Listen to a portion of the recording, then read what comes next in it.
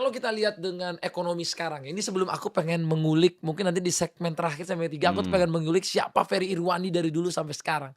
Nah, kita coba bahas ini, kita tarik ke sekarang nih Mas Ferry ini kan kita lihat, orang yang sangat lumayan didengar nih di kaula muda. Oh, enggak lah.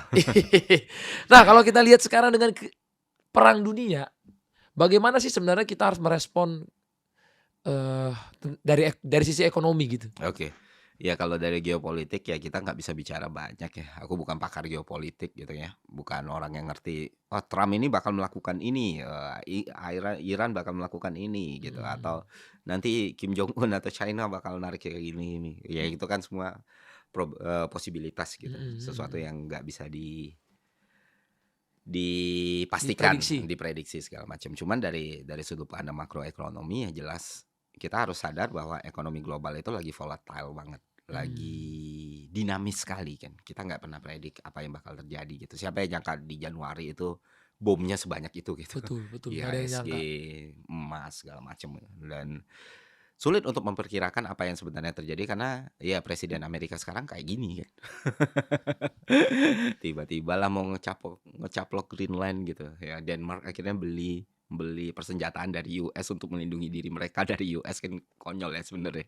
Kayak lu beli Mhm, CCTV gitu ya, dari maling yang mau ngancam mau masuk ke rumah lu gitu. mmm, Banyak banget hal-hal yang nggak ya bisa kita ngelihat presiden negara lain diculik gitu, mhm mhm mhm. ditangkap dan lain sebagainya. Tentu market itu kan digerakkan sama uang-uang yang besar ya. Uang-uang yang besar ini cara berpikirnya kan kita harus tahu nih kayak gimana mereka mikir, "Ah, kayak gimana ya duit ini gue shifting masuk ke mana atau ke mana." Kalau dulu tuh lebih gampang dipredik karena kita tinggal lihat interest rate-nya The Fed berapa gitu. Mmm, Nah, itu kan hukumnya gampang lah ya kalau misalnya interest, bunganya tinggi gitu orang-orang bakal masuk tuh ke mhm, US karena kan, "Oh, lebih aman gue taruh uang di sini aja." Tapi kalau lagi rendah itu biasanya ke negara-negara berkembang tuh makanya eee startup spring terjadi waktu itu di Indonesia segala macam, karena kan suku bunga masih ditahan rendah gitu kan ya, orang-orang lempar. Tapi kalau sekarang tuh ya bingung, antara the Fed-nya, pemerintahan US-nya, antara kondisi globalnya juga, trade wars-nya juga yang terjadi sekarang itu juga unpredictable banget. Makanya aku bilang salah satu kalau kita lihat dari sudut pandang ekonomi adalah bukan saatnya kalau aku ya, aku pribadi, aku nggak ngelihat ini opportunity untuk menggandakan kekayaan dan segala macam, justru kayak oke. gimana kita menjaga apa yang udah ada di kita aja sekarang. Menjaga nilai berarti Iya, ya? menjaga nilai store of value-nya yang lebih diperkuat, makanya lebih mending nyarinya long term dan, jangka panjang dan resiko rendah gitu. Apalagi Mmm, untuk orang yang emang udah nabung ya, mhm maksudnya mhm kayak mhm. untuk gambling di situasi sekarang betting, waduh Jangan janganlah, jangan ya. jangan sampai, jangan ini. Makanya kalau waktu orang bilang, "Ah, ini turun waktunya nyerok," nanti dulu deh, pikir Nanti baik-baik duluan ya. nyerok-nyerok dulu Iya, ya. pikir baik-baik dulu, karena kita nggak pernah tahu apa yang terjadi kan.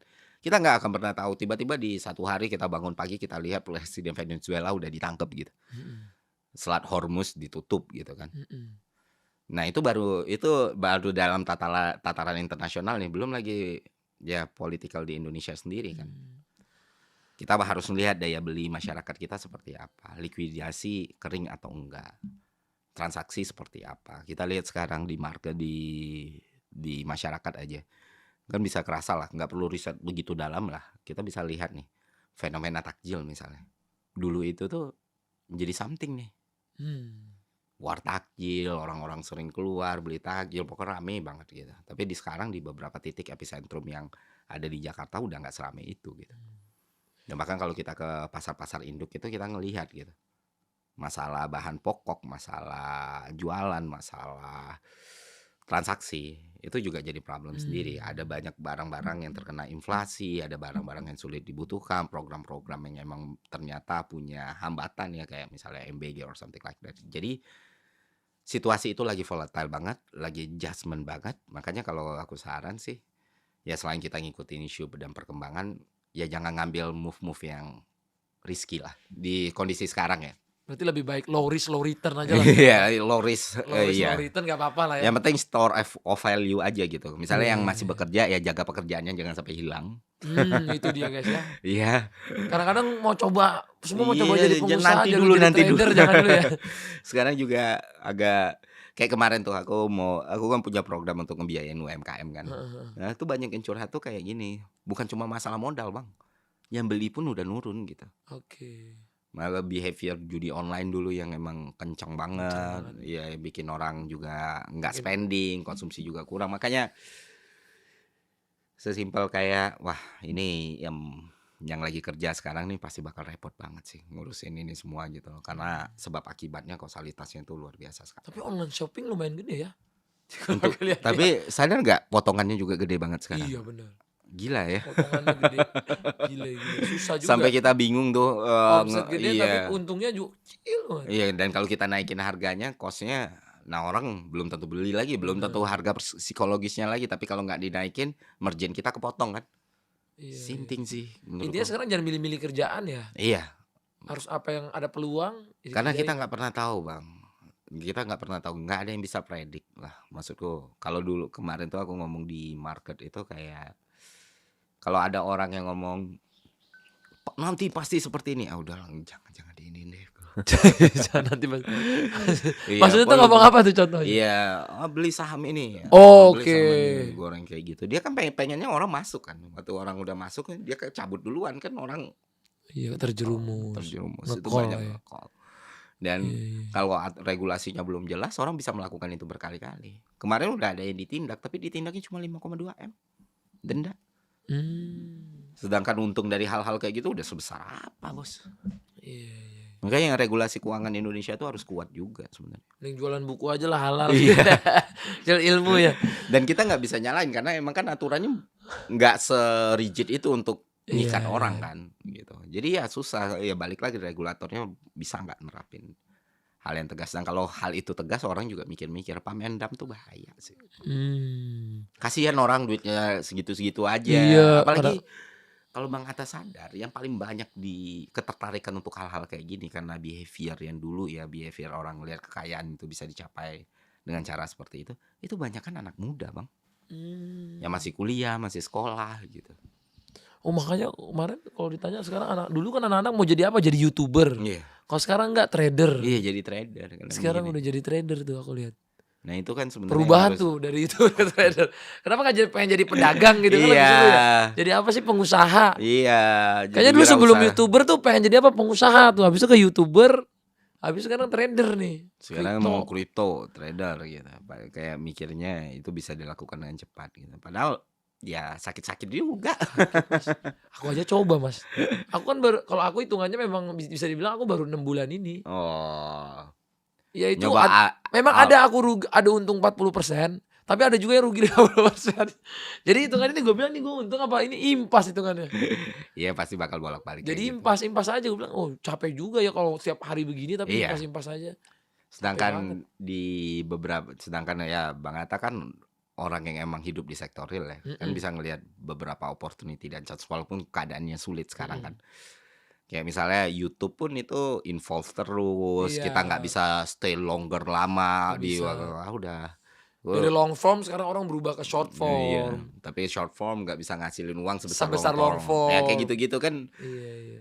kita harus tetap relevan kan, adapt Iya terus-terusan iya selama iya. untuk hidup. Apalagi digital economic itu kan salah satu yang paling menguntungkan sebenarnya kapital, ya marginal cost-nya lah. Kalau Benar kita benar. jualan barang kan kita harus ada modal gitu kan. Tapi Nah, kalau di economic digital kan itu bisa di-push to the bottom banget kan. Nah, iya cuman iya harus iya. sekarang muncul lagi peluang di affiliate gitu Iya kan. Aku tuh muncul lagi. seneng kalau ada yang try gitu atau apa. Kemarin tuh di buku tuh banyak yang Di ya udah sini? jadi affiliate aja gitu dan dapat Oh. komisi jutaan gitu. Iya iya iya iya. Karena sekarang menurutku aplikasi juga jadi pinter ya. Mereka itu karena dulu mungkin long form akan ngabisin duit banyak, mereka Iya. pindahkanlah engagement-nya ke short form. Karena short form kan mereka akan hampir nggak bayar tuh. Iya. Kadang-kadang sejuta tuh cuma dibayar berapa ratus ribu. Kalau di long form kan sejuta mereka harus bayar 6 sampai 12 juta, Dan kita kan sampai puluhan juta dan gitu. kita lihat juga Bang, maksudnya kayak dulu nge-YouTube itu kan gampang banget lah Iya dapat iya. endorse gitu kan. Iya, Gampang. so Wah, hampir tiap saat. Sekarang kan brand pun mereka adjust kan. betul Ngelihat juga posibilitas kayak gimana, betul. keadaan kayak gimana. Jadi sekarang zaman yang harus benar-benar realistis lah kita. Realistis. Benar-benar realistis Kalau sih. nggak realistis susah. Makanya aku pernah Iya. bilang tuh sama aku kan punya talent agency, kalau ada kreator aku bilang, "Sekarang eranya kalau kamu nggak bisa jadiin diri kamu itu kreator planner, cuman kreator doang, udah Susah. mati udah. Harus kreator planner." Beda nih zaman-zaman kemasan Atta Wah. Halilintar nih. Tapi emang dulu gile guys. Dulu itu kalau kita misalnya dapat 100 juta penonton per bulan aja itu penghasilannya gila. 100 juta, 200 juta. Sekarang aku dari short form masih bisa dapat 200, 300 juta penonton. Itu angkanya bisa sangat Rendah, 10 rendah kali lipat banget. lebih rendah Lebih mungkin ya. rendah. Kita jadi dapatnya tuh harus jadi endorse yang bikin menyelamatkan Iya, kita. dan ketika endorse mulai sedikit nih Nah. ya, lu kan harus involve lagi. Ada lagi, Iya. harus bisnis, harus apa. Nah kalau nggak bisa Stream. melek semuanya sih Susah. pasti quit semua. Jadi kayak kreator itu pun ya pilihannya apa? Cari alternatif uang yang lain, misalnya kayak Betul. streaming gitu atau Streaming. segala macam, atau jual produk yang emang punya value kan. Nah itu Bener. path-nya beda-beda tuh gitu.